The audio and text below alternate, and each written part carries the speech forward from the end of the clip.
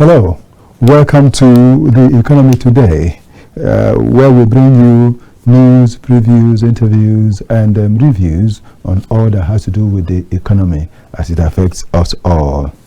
I am Okechukwu Onubogu, and of course I encourage you to make this apt investment of your time with us on the program. And of course I believe that if you do so, you would enjoy every bit of it.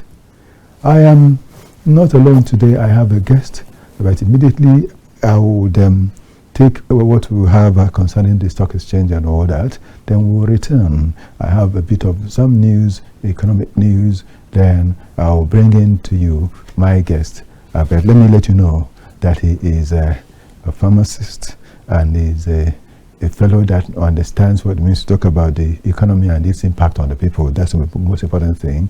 And he is Rotimi. I'll just mention the name at this, and then I'll let you know when we return. We'll conclude. Let's go to the stock exchange. That's where we have the top gainers, and just as you've seen, we keep talking about our people these days, and we'll stress the points that have to do with what happens in there. You can see the groups that are gaining, and we also have the top losers or bottom losers the same way. As they are here, so do we have for today. You know, today is Monday. Most of the time, Monday is light. It's not where, because we have had the weekend, and after the weekend, it's just about to start today, even as it has just done, as you can see for yourself. We will move on again to talk about the oil prices. Let's just go further to project another. Well, we have oil, the price of oil there, and we also have oil that have stood in there. But we'll let it be for right now. I just want to take a bit of what I would refer to as what we normally have as our news on this part of the program. And today I have 4 things that we want to talk about. The first one happens to be that the Central Bank of Nigeria has issued a directive to all commercial banks in the country, and it takes immediate effect. And that directive would affect millions of account holders with dormant, inactive, and unclaimed deposits. According to sources close to the CBN, the directive mandates banks to apply a specific interest rate to funds in these accounts. That is, this move is aimed at strengthening the banking system, enhancing financial stability, and protecting depositors' funds. The CBN's decision is seen as a welcome development by many in the financial industry. This directive will benefit millions of account holders who have inactive or dormant accounts. That's what a banking expert said. And it will also encourage people to reactivate their accounts and start using banking services again. Well, to take advantage of this directive, account holders are advised to check their account status and contact their banks to understand the applicable interest rates and terms. Account holders should reactivate their accounts and start earning interests on their funds, said the CBN spokesperson. The CBN's move is part of its efforts to promote financial inclusion and stability in the country. The Apex Bank has been working tirelessly to ensure that the banking system is robust, stable, and customer-friendly. That is what has to do with the bank. Then we'll talk about Dangote, the man in the news as far as business is concerned, oil business is concerned at a time like this. The man that is the president of that group, the president of the Dangote group, who we know as Aliko Dangote, says his refinery has the best refined products in Nigeria. Aliko Dangote said this at a meeting that he had as he was playing host to leadership of the House of Representatives. That was over the weekend, really, while emphasizing that the fuel in most filling stations in Nigeria imported by NNPCL are dirty. Dangote called on the House of Representatives to investigate the quality of diesel and petrol at filling stations to confirm what he has said. He made the call on Saturday, as I mentioned, when he received the leadership of the House, led by Speaker Tajuddin Abbas and his deputy Benjamin Kalu, decrying the damage being done to vehicles and engines by substandard products. He also called on the House to investigate the quality of laboratories being used to test imported products and compare that with the one at the Dangote refinery. He urged the House of Representatives to set up an investigative team to ascertain the veracity of his claims by testing the products in various filling stations. It will be recalled that the management of Dangote refinery had complained about an attempt by international oil companies, the IOCs as they are called, to sabotage the refinery as well as the importation of substandard products into the country. That's it. And then the next one we'll talk about is what has to do with a business mogul, Dele Momodu. He decided to advise the government, and I want to say that Dele Momodu, a prominent business mogul in Nigeria, has written an open letter to President Bola Tinubu, highlighting severe concerns over Nigeria's economic management. Momodu asserts that Nigeria is in dire straits, with the economy nearing collapse due to excessive and imprudent spending. He urges President Tinubu to cease from continuing in lavish expenditures. Momodu advised President Tinubu to adopt frugality and free up a lot of the scarce resources for serious development. He admonished President Tinubu to invest in the following areas of the economy to ensure that the economy of the country is turned around. One of the areas is vocational skills for the highly talented Nigerian youths who have demonstrated their capability and capacity for hard work. Then the local agriculture is another area that he has advised, as well as upgrading institutions of learning in this country, especially the tertiary institutions that will lead to the production of such things that we're looking for in the agricultural industry. Well, that's it for now. The things we'll give you as the point that is referred to as our news on this program. Then straight away, I will say I will come for a break and we'll return here and we'll talk about the topic for the day. I must say, still on the program, my guest, as I mentioned, his name is Rotimi. He is Rotimi Alamojin. Rotimi happens to be a pharmacist, but then he is a young man that knows what has to do with the economy and as it affects lives of people. And so I'm glad that under the serious conditions that this day have put people in, talking about the rains and all, he was still able to make it here, and he is here with me this morning. Rotimi, I must say thank you so much for coming and welcome to the program. Thank you very much. It's good to be here. Right. You see that we've just had something from the president that's talking about the new minimum wage. He has had an agreement with the labor unions, and they have agreed on something, 70,000 naira as a minimum wage. Though he said it will be sent to the National Assembly. I think it's tomorrow that the National Assembly will gather to talk about that, to discuss and handle that matter. And we're praying that the National Assembly will not delay any longer so that this will happen. And something about it again is that that's what we want to discuss, because it has an impact on the lives of workers, number one, and on the lives of the traders themselves, that the people, the workers will take the money to, you know. Why I also mentioned that I hope that the National Assembly will do something fast about that is that also we need to find out when it will begin, because it was first mentioned on the 29th of May, you know, when they were doing the workers something, that it will take effect from the 1st of May.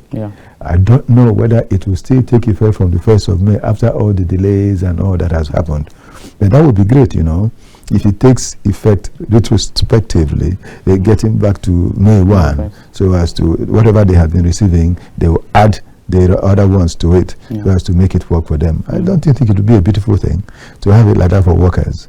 Yeah, it will be a nice step. Naturally or literally, having an increase in the minimum wage is supposed to be a thing of joy to any worker, in terms of having more purchasing power for an individual to be able to spend more, be able to have better welfare, and be able to fend more for him or herself. But like we know, it is not always as simple as we see it. It's not as simple as that. That minimum wage has increased, and then the welfare of the citizens or the welfare of workers directly also is not a direct relationship. Yes. That's an increase in your minimum wage. Yes. Literally means an increase in welfare. And all that. And other things that follow comes with it. So it is like you said, we'll be discussing as regards how that will impact on workers at the same time on the traders. Yeah. Because what goes around, comes around. That's basically the way the wages work. The law of impact that this will have on the economy and individuals generally. Right. But it's a good step for the president to at least have approved the minimum wage. I think as now is at 70,000, depending on review from the House. Yes. It's a good step and the right direction to take, at least showing that he listens to the yearnings of his people, that people are actually suffering and things are actually not being rosy or easy for the Nigerian workers. Yes. I really want to commend the president on that feat. Yes, it's really commendable, because honestly, I was worried about the fact that there will be another strike action and that will be elongated for a while and all that. And I was wondering, people that are already going through so much pain, and you do this, it will affect them so much more than the normal way would have been, considering the fact that the fuel scarcity is still biting hard, and a lot of other things are still happening. I mean, the products you buy from the market are not just there for you. You need to spend some good money to get to have any of such products. So it's a relief. It gives relief that we can hear that this will happen this way. On this program sometime last week or so, we had a guest who really is in the diaspora, talking about Dr. Sam Omale. Dr. Sam Omale is an economist, and Dr. Sam Omale said something which I really want to hold on to this moment at this program. He said that poverty is one's inability to meet one's basic needs. You know, one's inability to meet one's basic needs. That is the way he described poverty. The way Nigeria is today and the way things are happening, if we still follow his definition, it's almost going to be said that 80% of Nigerians are poor. Because almost about it's one's inability to meet one's basic needs. You know, it's not daily basic needs. You know, basic daily needs rather. So it's not just one's needs generally.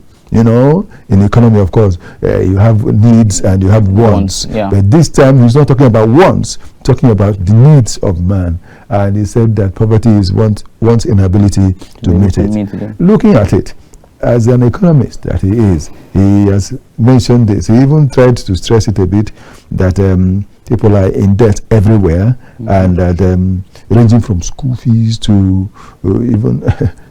I want to add this, even to the money you pay the woman that sells food to you to eat, the woman at the booker. There are many people who are owing right now in various bookers, bucaterias, that you keep wondering where we are going.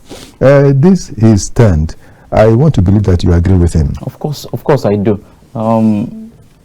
For every human living on earth, there are basic needs, that standard needs that you need to fulfill on a daily basis. Shelter, food, clothing, basically. Those three are your basic needs. Every other thing are built on these three. They are secondary.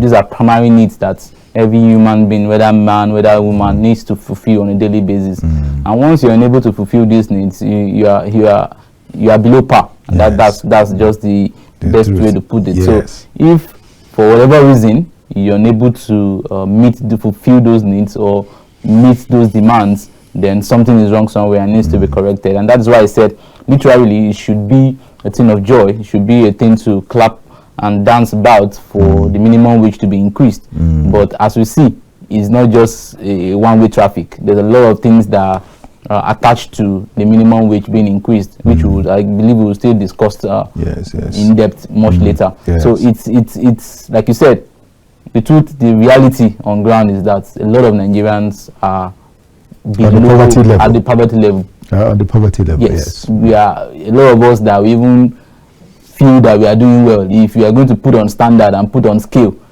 by the international scale, you will notice that you are also poor. Yes. We are only just feeling that we have clothes to wear, we have food to eat. But if you are going to put on the international standard of what you're supposed to earn per day, you are actually poor. That's the simple truth. So we still have a long way to go.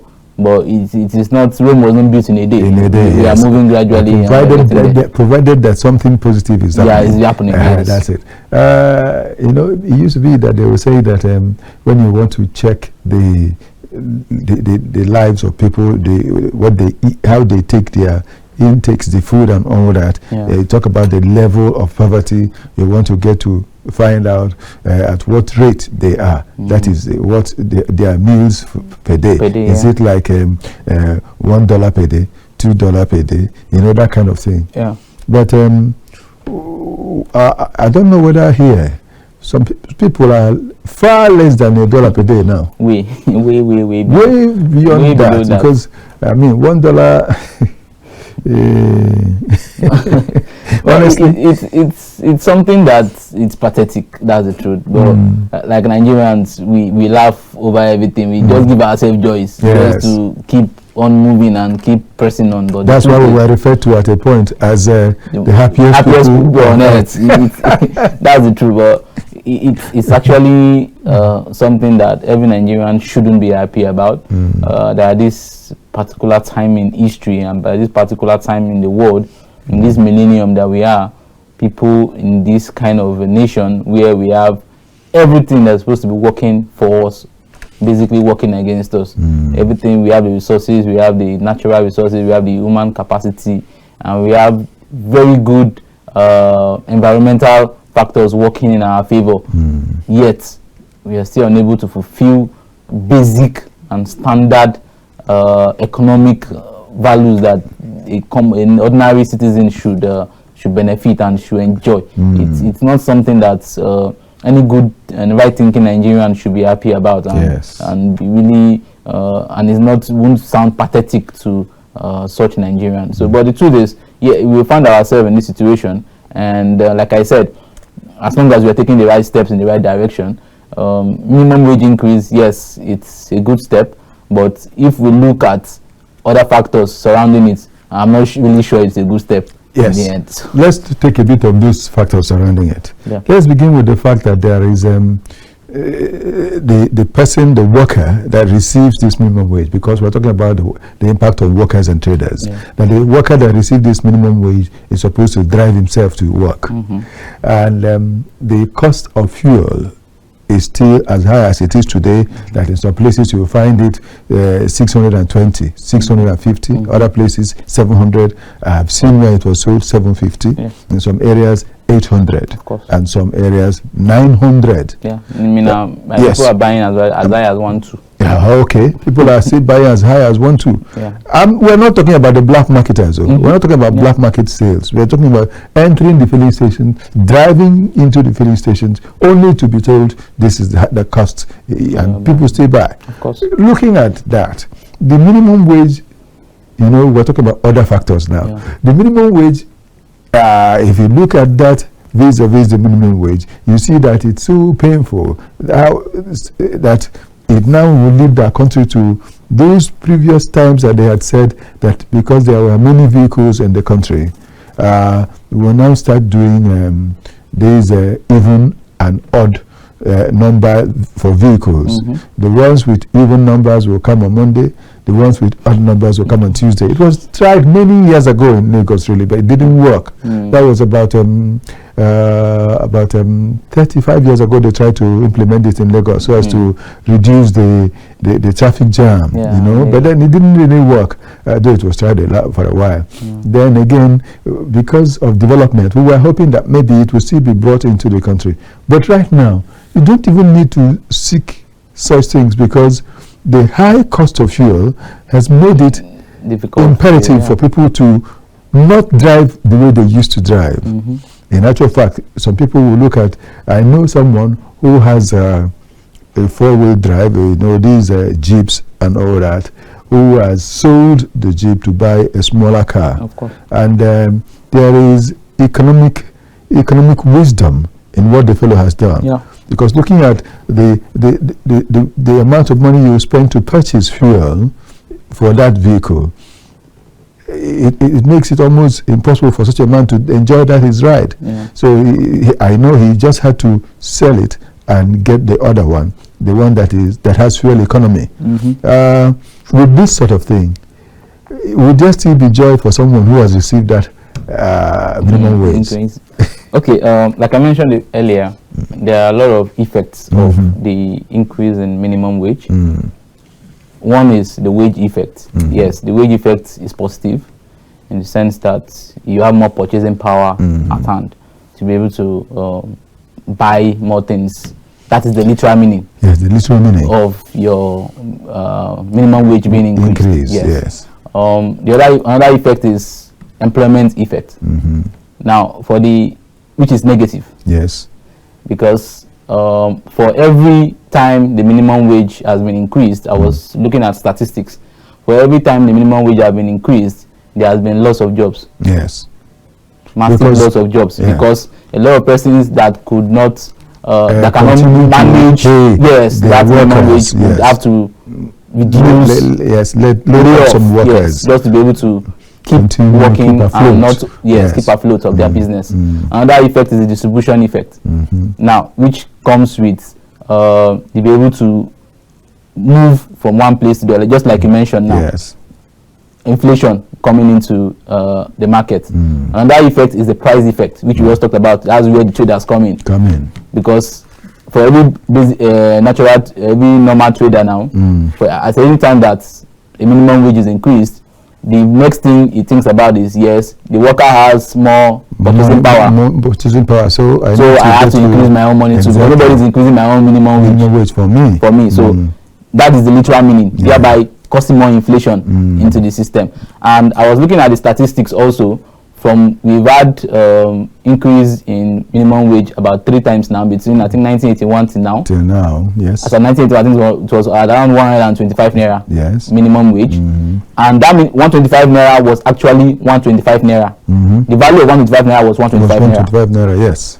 For about 20, 30, I think 20 years thereabout, before it was now increased to I think 5,000 something. Yes. That 5,000 something, the value of 5,000 something then was still relatively around that 5,000 something, 5,000, 6,000. You have the opportunity of 5,000 something, you can still buy something of 5,000 something. But when it was now increased from 5,000 something to 18,000, the purchasing power, yes, 1999 thereabout. 1999, 2000. Yes. The purchasing power of that 18,000 naira was as low, dropped to about 6,000 naira. So you're having a minimum wage of 18,000 naira. As at 2021, the purchasing power of 18,000 naira could only get you value for 6,000 naira. That is the effect of minimum wage increase without looking at other factors. Yes, and then moving with that, as at 2024, that minimum wage of 18,000 could afford you just something of 2,000. Of course. And you know, it was increased to 30,000 naira. I think that was 2021. Yes, that was 2021. Yes. So the purchasing power of that 30,000 naira had gone as low as that same 10,000, 6,000 naira that we were talking about years ago. So that is one effect of increasing minimum wage without looking at other factors that are encompassing. Yes. Like I mentioned, minimum wage should be a thing of joy, but when you look at other factors, that your purchasing power can your purchasing power that you're having, can it actually get you what you need for that value that you're supposed to get it? Like we said, now once it's implemented, you will begin to see a lot of price hike in goods, in services. A lot of things will start going up. Like I said, for every worker, your joy should be that, okay, my minimum wage has been increased. I should be happy. My welfare has been taken care of. I should be more happy at my job. I should be able to give more productive at work, because my mind is at peace. I have joy. I'm happy to go to work and all that. But by the time you look at the other effects of that minimum wage that has been increased, has it really been impactful? Talking about other factors that will work towards giving you that maximum satisfaction. Now let's look a little more at some of those factors. We talk about infrastructure. Infrastructure in our country has not had any headway as far as getting better, as far as life is concerned. Thank God that they are now talking about the rail rail system of transport, because if it is effectively implemented, it will ease off the stress on the roads, especially the federal roads all over the country. But what we are looking at is, can we really have this rail transport effective the way it ought to be? Since, last week we had news about 3 times of trains breaking down on the road, on their tracks, breaking down. What do you do when you are in a forest? Because railway lines are not supposed to be in the cities where you just see them all around, except when you're doing the city thing that they're doing right now in Lagos. And then it breaks down, the train breaks down in the forest. What do we talk about the lives of human beings? This is another story altogether. So for us to have this infrastructure in perfect order, we need to make it an all-round, a holistic affair. So not just that people are getting their minimum wage at this rate right now, but what about the enabling factors? Like we mentioned, the challenge I have with the Nigerian economy and the Nigerian system is we try to fix one sector, leaving other sectors hanging, that should have come along with it. Exactly, and then those other sectors would end up dragging that first sector that they are trying to work on, dragging it back to where it was before, if not worse than what it was, because you're supposed to be an holistic intervention if you're going to have such interventions. Now you're looking at the minimum wage. Yes, workers, NLC are doing well on their own part. Are we looking at the energy sector? Are we looking at the transportation sector, just as you mentioned? Are we looking at other sectors, the agricultural sector? Are we looking at those sectors holistically to see how we can put, even if it is just 1%, we're able to touch all those sectors. All the other ones around. It's going to add up to a very tangible milestone and a tangible movement in the right direction forward, rather than you're doing 40% on one sector and then you're doing 0% on another sector, you're doing just 1% on other sectors. That sector you're doing 1% on will end up dragging that 30% or 40% you're doing in that other sector, you end up dragging it backwards. So you're, at the end of the day, if you give it time, let's say 2, 3, 4, 5 years, by the time you look back, you will end up seeing that you've just been pumping money into one sector and you're not getting value for that money that you've actually invested, or that resources that you've actually invested in that one sector. So just like what we're talking about also in the pharmaceutical industry, is the same thing. We're saying we're looking at stopping importation of medications and services, goods and services. Okay, we're not looking at the aspect of our developing our internal brands, giving loans, giving grants to individuals, companies that want to grow these things, our local industries, manufacturing industries that can produce APIs. What are the provisions for them? How are we helping them to grow so that it becomes an holistic? We're looking at our healthcare system. What are we having the state-of-the-art facilities? Are we having state-of-the-art machines? Are we having our bright minds are still going out there to go and brain drain all over the country and all that. So in actual fact, what I've even noticed is that instead of getting that sector effectively working, there seems to be so much negligence, and neglect of the government on that sector. Because I read that one of the local manufacturers of drugs and all that, that some banks are trying to stifle the life out of that organization because of the debts that that company is owing. Now you see, the government, this is where government can come in. Look, this manufacturing company of pharmaceuticals has helped, and it's still producing more, and has the capability and the ability to produce a whole lot more. What about that loan that you've not gotten is come over, let's sort it out. But we are not seeing it. Very soon we'll hear that company has gone down the drain. It's the same thing we're talking about. You're trying to stop people from going outside the country to go and work, or in terms of brain drain, but yet the facilities are supposed to help them grow in the country are not being taken care of. Look at the educational sector. We are saying we want to develop our educational system, yet there's no light. You can see Uniben had protests some weeks ago. No lights for them students. After then, we heard a lot of news again running around other universities that are owing EDCs, electricity companies, billions and billions of naira. How do they survive? How are you expecting them to continue to manage and stay afloat those universities and be able to still provide quality education? When the electricity companies are even trying to confiscate the property, just to get back their own money. So a lot of, just like I said, you're looking at the educational sector, you're not looking at the energy sector. If the care is not taken, the energy sector will end up dragging the educational sector backwards. So there's a lot of things we need to look at, and not just increasing the minimum wage, are other factors, mixed factors that are going to make that minimum wage worth the while. Are they being taken care of? I remember that in the news that I heard just now, that that we just read, and in this program, the business mogul Dele Momodu advised the president on the things he needed to do as a serious note, talking about education of the many youths in the country that are highly talented. You see, that's just what you just emphasized as well. Because if we get, from this talk about the AEDCs or EDCs with universities, because as they have gone to one, so would they go to the others, because they are all there. I know it's a good thing. It's a very timely advice that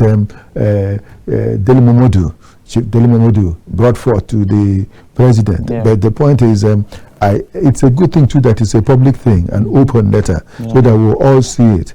Let it be seen that someone has said it. I hope that the ears that will listen will be able to carry out such things, and let the advisors plan better on how to get these things done, rather than do the blame game of whoever that is trying to cause whatever problem that's about to come, which we pray will not.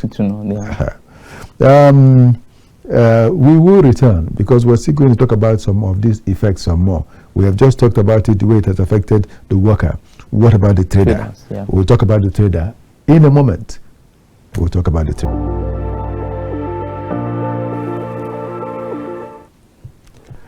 Thank you so much. We're still here ensuring that we'll handle and thrash these matters effectively the way they ought to be. The traders, in the minimum wage talk, it's not just only the worker that collects the money and puts it in his pocket and starts making use of, even as we have tried to handle here, myself and Rotimi, and Timi has done a good work in trying to get these things clear. But now let's look at the trader's side of this story. The trader, just as you know, when you mentioned a bit of it at the start, that the trader will now say, since nobody else is paying me and this is how I get my own, what do I do? You see, there are factors. If the roads were good and the products that were supposed to be transported from the farmer to the trader in the market would come the way they ought to come, naturally, smoothly, the trader will not be so stupid to think of hiking the price. But he has thought of the amount of money he spent on transport alone, then he will need to factor it into whatever he is selling, whatever he calls the cost price of whatever he has in the market. Yeah. I just want to say something on a little lighter note, but it's not light at all. In fact, it's not light. Let me mention it. In Kogi State, a woman in the market, I just forgot the name of the market. I would have mentioned the name of the market. That woman happened to be the only woman selling gari at a manageable price.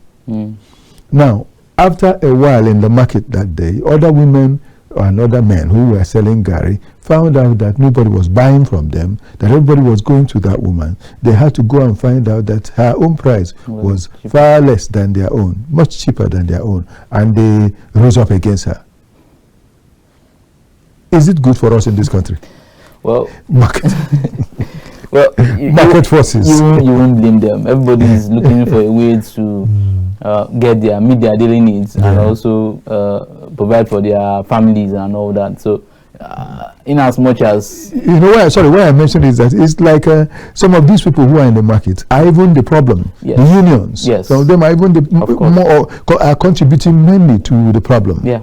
I do mention it for those that are close to me and care to hear.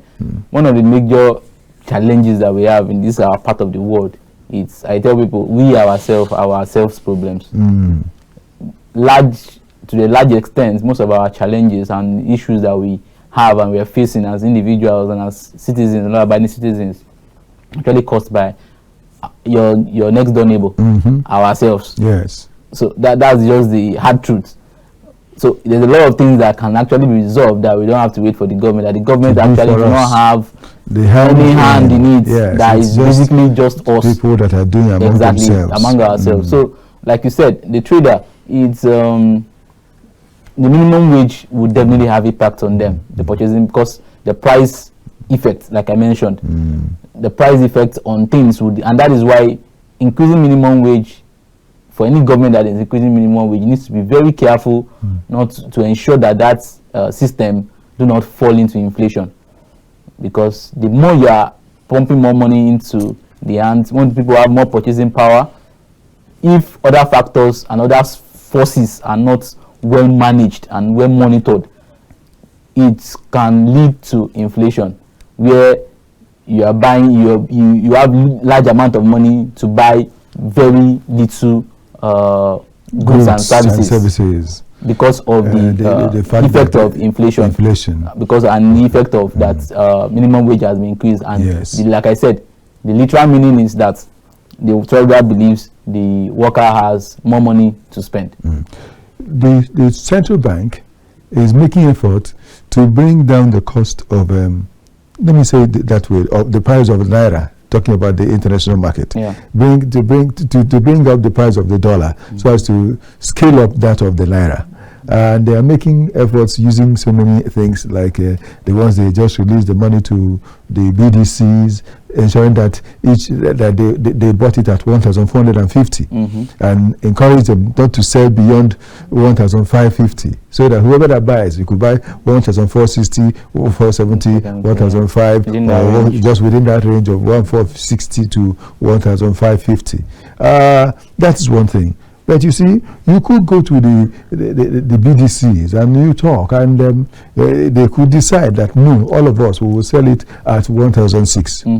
You see, they are the ones again doing it among us and making it difficult for others. And if it's sold at that higher rate, they make more money, but the nation suffers for it. And so these are the things we need to not only they say that it is done, let's let it be carried out, but let there be effective monitoring. Like this one I mentioned in the market that we discussed. These people, these traders are now making things even difficult for everyone around them. But if there is a board that can help, I keep talking about price control board. We had it many years back. If there is a board that will help put these things under check, you see, it will help a whole lot to see that this minimum wage will not become a problem to anybody, but it will be something that will be good for even the worker and for the trader.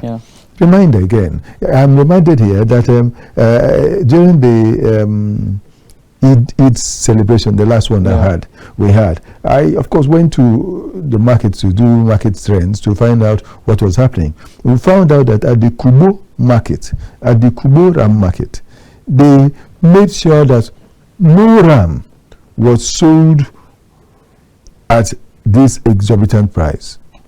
We went to about 4 different ram markets. We saw the ram that went for 1 million. We saw rams that went for 1 million naira. But then when we got to that Kubo market, we found out that the highest ram, no matter how large it was sold at 850,000 naira. That was a very good thing. Yeah. And do you know why it happened? The chairman of the Kubo Market Organization, Kubo Ram Market Organizations, mentioned it and said, look, I don't want to have anything more than the normal little gains that we need to have. Ensure that everybody that steps into this market goes home with ram.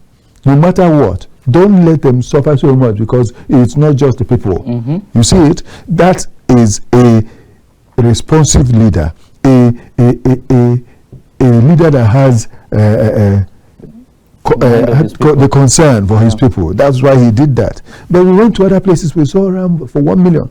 In actual fact, that one I saw, or those ones I saw at the Kubo market that went for 850,000, were even bigger than the one I saw in some other markets that went for 1 million. So you see, leadership also is another very important thing when it comes to these market things. Of course. Some leaders will want to become leaders and fill their pockets with money and ensure that the union has a whole lot of money that the people can go whatever they want to do. It's not right. Like I mentioned earlier, some of our agencies need to really step up their game. And one of them is the Consumer Protection Agency. They really need to step up their game and do a lot more enforcement. I think at the time, I think just some few months ago this year, the Consumer Protection Agency were doing a good work in terms of regulating the supermarkets. They go to supermarkets and they check the prices of things comparatively, and if they notice that your own supermarket is having very exorbitant prices, they close the shop, they close your supermarket down, and then you have to come and explain why yours is a little bit too high than what the regular one is. The same product, the same packaging, the same sauce, the same wholesaler that you're buying from. So how come yours is a little bit on the high side? So we need to regulate. We need a lot of regulatory bodies to come into the limelight and be able to do their job as they should and provide value for why those agencies are actually existing. And majorly, the one that would actually be in the forefront for all this right the moment is the Consumer Protection, because they are the one that should protect the rights of consumers in terms of services and goods that are being produced or that are being sold to them in the marketplaces. So if they can step up their game, if they need to recruit more hands to be able to enforce some of these laws that guides them not to exorbitantly increase price. Like I tell you, let's watch out for the next few weeks. Once the House approves this new minimum wage, you'll be shocked at the way things will be going up. Honestly, you're very correct. I agree with you, because that's what we've been seeing in this land, in this country. You know, it's only in Nigeria. I don't know about some other African countries anyway, but mainly in Nigeria, only here, that when you go to the market during the festive periods, the prices of things will go high. But you know, in developed climes, what you find out is that about that time, they bring the price of things down. So everyone to have it. But here it's a different matter. Well, we'll really talk about this. So, Rotimi, I'm not letting you go entirely. we need to talk about this, because in actual fact, we just want to continue with these minimum wage matters so that we will do the best we can to impact the people that will listen, so that we can have sanity in putting things in the normal way so as to help everyone. For the good of all, for the good of all is what we aim at in the economy today.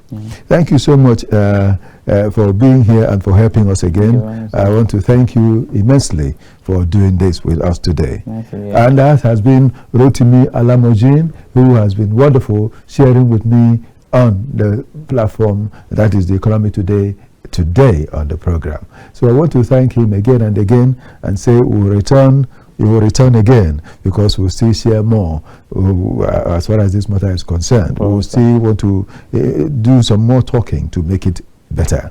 Thanks a lot. And dear viewer, this is also where we'll be bringing to a conclusion the program for the day. We will still return some other time, but I want to believe that your time was not, the time invested with us on this program was not a waste.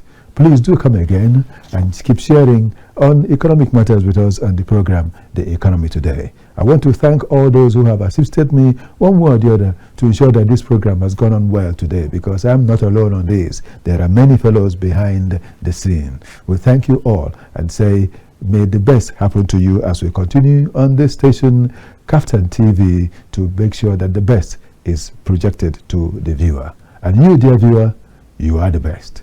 Come again next time. Okechukwu Onubogu here. God bless you.